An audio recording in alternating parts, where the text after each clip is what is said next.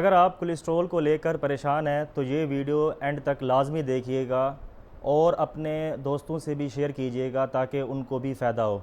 देखें, कोलेस्ट्रॉल हमारे जिस्म में पैदा होने वाली ऐसी चिकनाई है जो बहुत सारे काम सरअंजाम देती है। जैसे कि ये हमारे जिस्म में मौजूद तमाम खुलियों में हिफाजती तह यानी सेल मेम्ब्रेन बनाती है। इसके अलावा ये कोलेस्ट्रॉल हमारे जिस्म में मौजूद मुख्तलिफ़ सेक्स हार्मोन्स और एड्रीनल हार्मोन्स जैसे एस्ट्रोजन, प्रोजेस्टेरोन, एल्डोस्टेरोन या कार्टिसोल वगैरह बनाने में भी प्रिकर्सर का काम सरअंजाम देती है। इसके अलावा ये कोलेस्ट्रॉल हमारी असाब के अंदर हिफाजती तह यानी माइलिन शीथ का भी एक अहम जुज़्व है। जहाँ कोलेस्ट्रॉल ये सब काम सरअंजाम देता है, वहाँ ये कोलेस्ट्रॉल हमारे बाइल का भी एक अहम जुज़्व है। बाइल वो केमिकल है जो कि हमारे पित्ते से पैदा होता है और ये हमारे जिस्म के अंदर खुराक को जज़्ब करने में मदद देता है। तो अगर ये कोलेस्ट्रॉल हमारे जिस्म में इतने सारे अहम काम सरअंजाम देता है तो ये किस तरह हमारे जिस्म के लिए नुकसानदेह हो सकता है।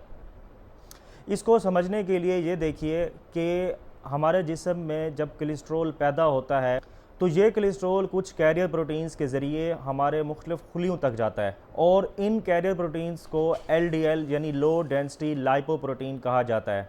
और फिर कुछ ऐसी प्रोटीन्स हैं जिनका नाम है HDL, जिनका काम है कि ये उन खुलियों से बाकी मांदा कोलेस्ट्रॉल को ले आकर जिगर में आ जाती हैं और फिर जिगर से ये कोलेस्ट्रॉल को जिस्म से खारिज कर देती हैं।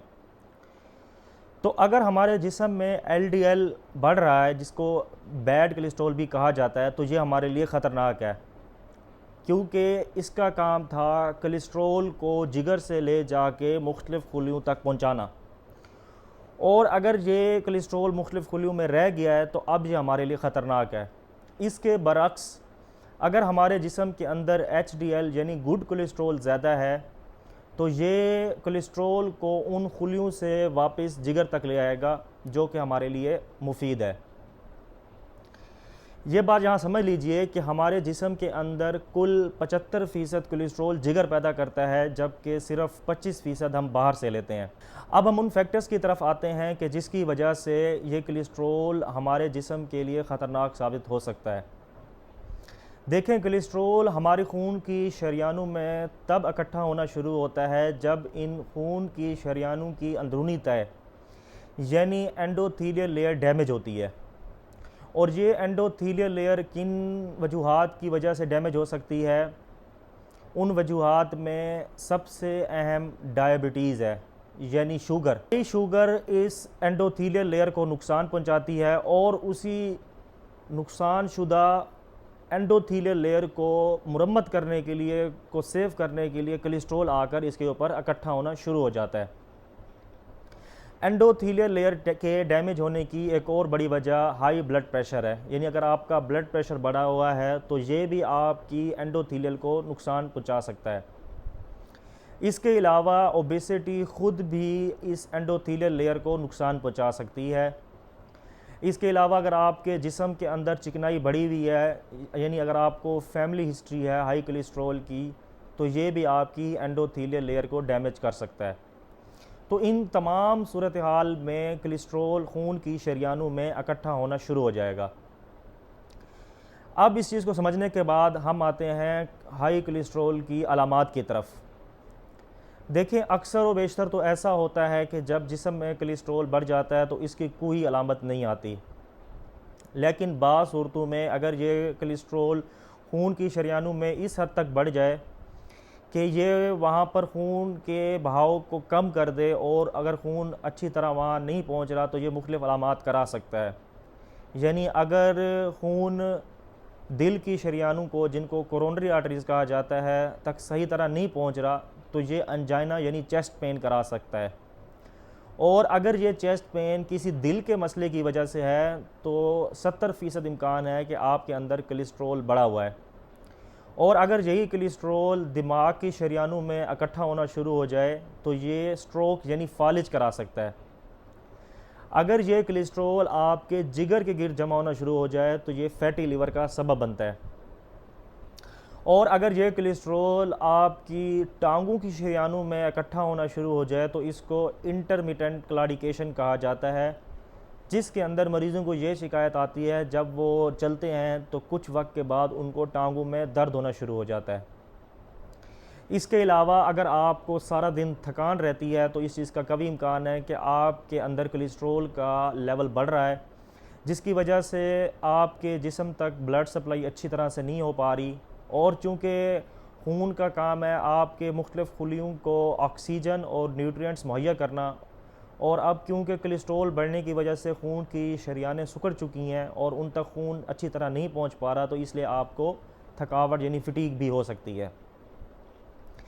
तो बाज़ सूरतों में इस तरह हाई कोलेस्ट्रॉल की अलामात आ सकती हैं। अब हम आते हैं कोलेस्ट्रॉल को कम करने के तरीक़ों की तरफ। देखें, सबसे बेहतरीन ज़रिया तो ये है कि आप रोज़ाना एक्सरसाइज करें, कम से कम 20 से 30 मिनट आप वॉक करें। इस तरह आप अपने जिस्म के अंदर चर्बी को कम कर सकते हैं, जिससे कोलेस्ट्रॉल का लेवल कम होगा।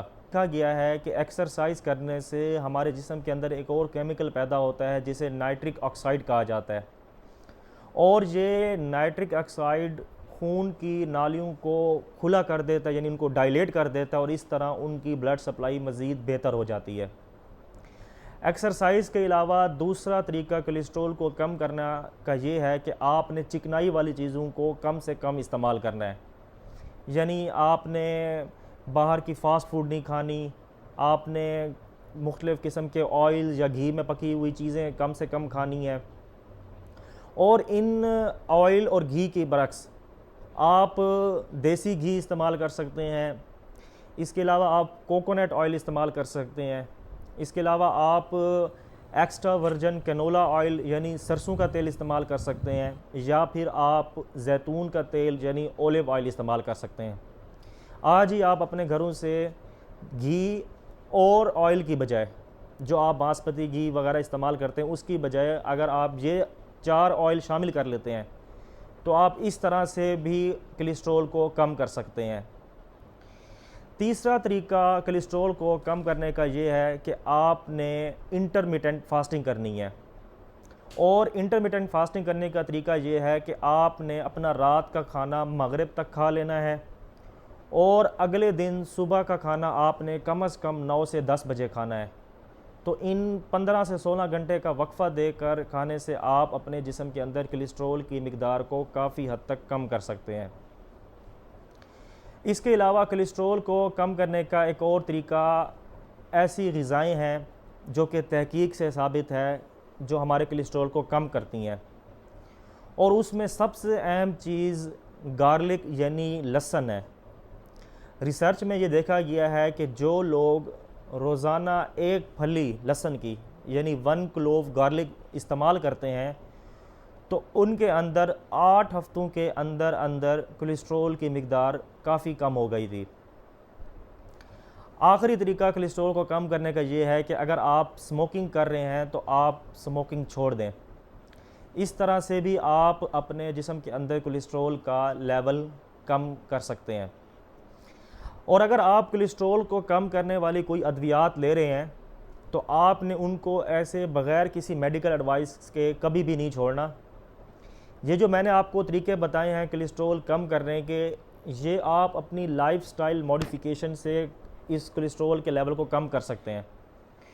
और अगर आप अपनी दवाइयाँ छोड़ना चाहते हैं तो आप उसके लिए अपने डॉक्टर की तरफ जाइए, और आपका डॉक्टर आपके मुख्तलिफ टेस्ट करेगा और उसके बाद ही आपको वो मेडिसिन छुड़ा सकता है। तो इन 5 तरीक़ों को अपनाने से आप अपने घर में ही कोलेस्ट्रॉल को कम कर सकते हैं। इस वीडियो को लाइक कीजिए, शेयर कीजिए, और इस तरह की मालूमाती वीडियोस देखने के लिए हमारा चैनल सब्सक्राइब करें और बेल आइकन को प्रेस करना ना भूलें।